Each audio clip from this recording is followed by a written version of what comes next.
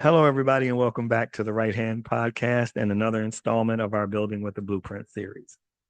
This here is the series for law firm owners who are building something extraordinary without having inherited a roadmap.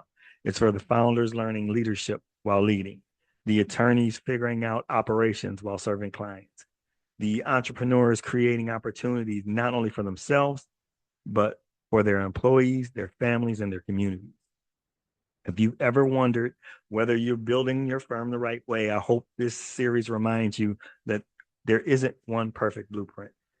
There are principles, there are lessons, and leaders who are willing to keep learning, those are the ones who are the most successful. So let's dive into today's episode. Um, and like every episode lately, I'm going to start off with a question.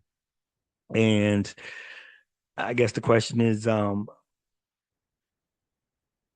when you hear the word delegation, what's the first thing that comes to mind?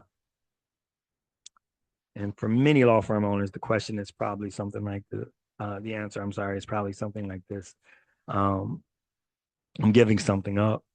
Uh, when I think of delegation, I'm losing control, or I hope they don't mess it up, or whatever I assign or whatever I delegate, I'll probably have to fix it anyway.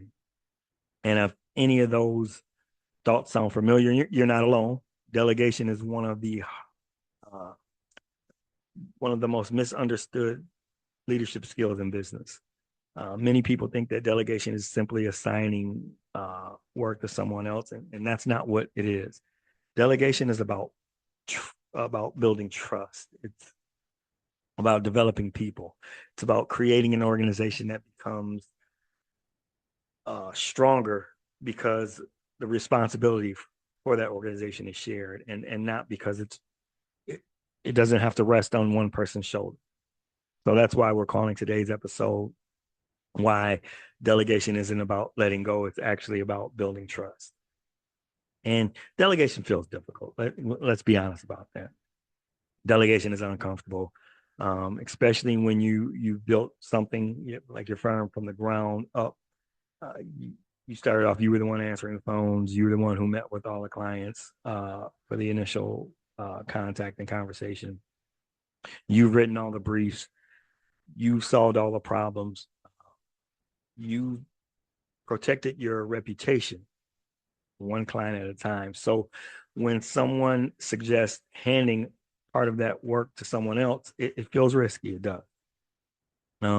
Because hopefully to you, your firm reputations matter, your clients matter, the quality of your work matters. And so delegation isn't difficult because law firm owners, founders don't care. It's difficult because they care, they actually care deeply. Um, So there's a lot of things that we tell ourselves, a lot of stories that we tell ourselves, and many founders tell themselves the same story that no one will care as much as I. There's some truth to that. No employee will ever own your business or love your business the same way you. Uh, but that's not the question that we're asking here. The question is, can someone else perform something responsibly well enough to help you grow the firm? So perfection isn't the goal. Progress is the goal. And there has to be a distinction that delegation doesn't mean walking away. It doesn't mean assigning work and hoping for the best. Effective delegation, it includes a lot of things: clear expectations, proper training, defined outcomes, regular feedback, accountability. When those pieces are in place, delegation becomes leadership. And without them, it becomes utter confusion. And a lot of times with law firms, the owners become the bottleneck, and we've talked before. And what I see with firms where every decision flows through one person, the owner approves every expense, reviews all the email, answers every question, signs off on every decision. And at first, that feels responsible, but eventually it becomes that bottleneck. And your team begins waiting around for orders instead of being able to decide. and the problems start to pile up, and the opportunities in your firm are delayed, and the business slows, not because the people aren't capable, but because they haven't been empowered to move forward and make logical decisions on their own. And you have to learn how to build trust in your firm and build it through uh, like small wins. Most people think that trust comes first, but I actually think trust is built. It grows through experience. You don't have to hand someone your biggest client day one. You can start small. You can give responsibility piece by piece. You can provide guidance. You coach. You give feedback. And over time, what happens? That person performs. Your confidence in them grows.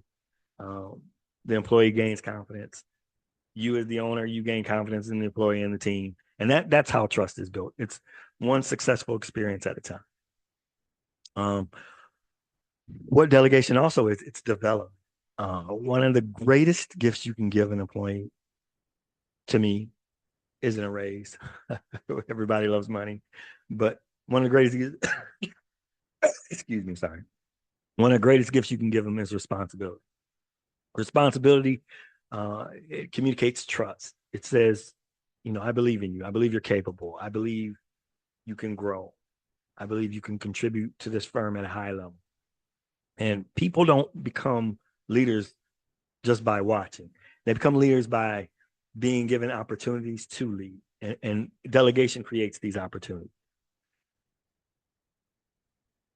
So you can't hold on to things too long because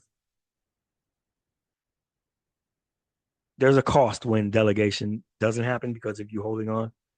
Employees become frustrated.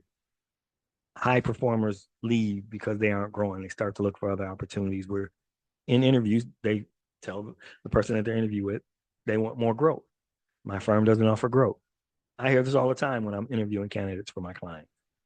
Um, the owner, when you hold on too long, becomes exhausted because all you're doing is piling the work up on yourself.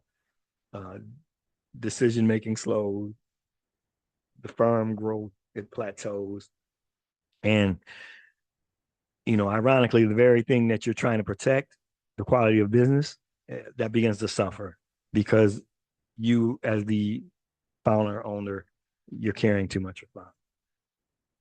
So here's a question I encourage every law firm owner to ask: what am I still doing because I'm the best person to do it, and what am I still doing simply because I've always done it? And those are very two different answers. Some responsibilities truly belong to you as the law firm, as the business owner. Others just haven't been transitioned to someone else who can handle it. So recognizing the difference is it's one of the most important leadership skills that you'll develop over time as you create and grow this firm.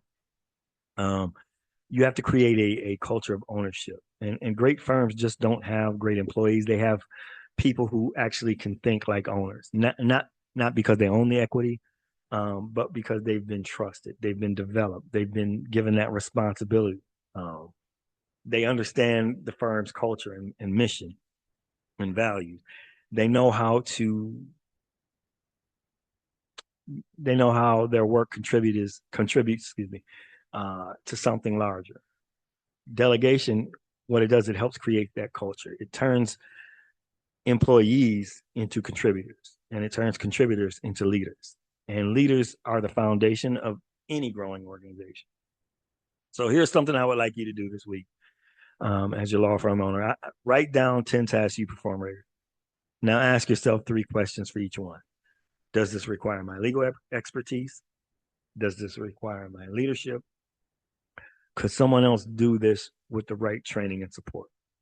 If the answer to that third question is yes, right there, you probably identified your next delegation opportunity. And remember, the goal isn't simply to remove the work from your plate, it's to build capacity within your firm. One of the largest lessons that I've learned is that leadership can't be measured by how much work you can personally complete. It's measured by how much capability you bring to other people in your organization. The strongest firms aren't built around one extraordinary organization, one extraordinary individual. They're built by leaders who create environments where most people, many people can succeed. And that takes trust.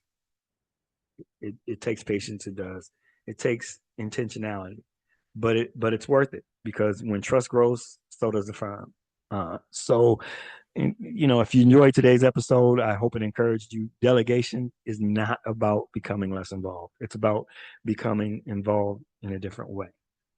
It's about moving from doing the work to building the people who do the work. It's about trusting your team enough to grow and trusting yourself enough to lead. Because building without a blueprint isn't meant to be building this alone. That's not what this is for. It's meant to create an organization where responsibility, leadership, and success they can be shared. So thank you again for joining me for another episode of Building Without a Blueprint. Next time, we're going to explore a question that many founders eventually face. When should you hire your first operations leader? And we'll discuss that and the signs that your firm has outgrown founder-led operations, the mistakes that many firms make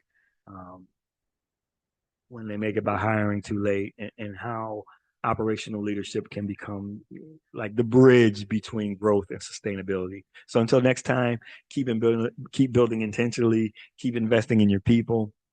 And remember, the greatest measure of leadership isn't how much control you keep. It's about how much confidence you can build in others. Thank you again for listening to the Right Hand Podcast. I'm Greg Copeland. See you next time. Bye.